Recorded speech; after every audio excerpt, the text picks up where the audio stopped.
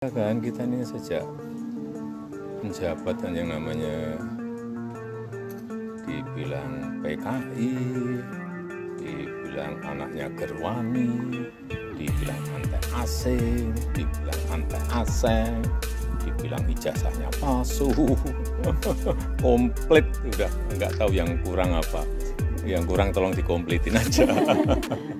Presiden ke-7 RI Joko Widodo buka suara, menanggapi pengamat militer Koni Rahakundini Bakri. Koni sempat menyinggung nama Iriana Jokowi, di salah satu podcast publik figur buntut kasus Sekjen PDIP Hasto Kristianto jadi tersangka KPK.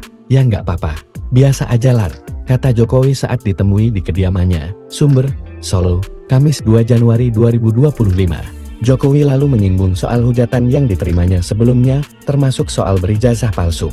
Ya kan bisa kan, kita ini sejak menjabat yang namanya dibilang PKI, dibilang anaknya Gerwani, dibilang antek asing, dibilang antek aseng, dibilang ijazahnya palsu. Hai, ucapnya. Jokowi juga menepis kabar ada orang suruhannya yang meminta Hasto untuk mundur dari jabatannya sebagai Sekjen PDIP.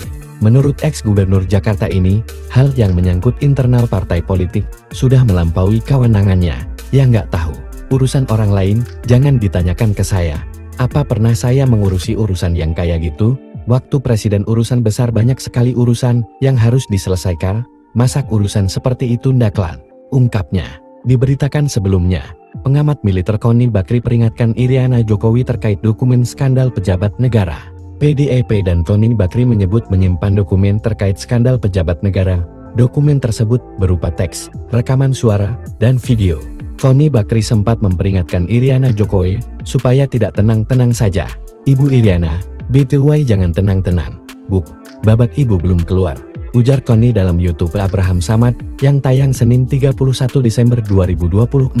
Dalam kesempatan yang sama, Koni meminta Jokowi sadar di atas langit masih ada langit.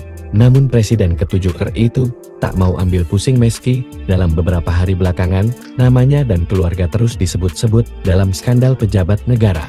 Nama Jokowi dan keluarga mulai terseret setelah Sekretaris Jenderal Sekjen PDIP Hasto Kristianto ditetapkan sebagai tersangka KPK.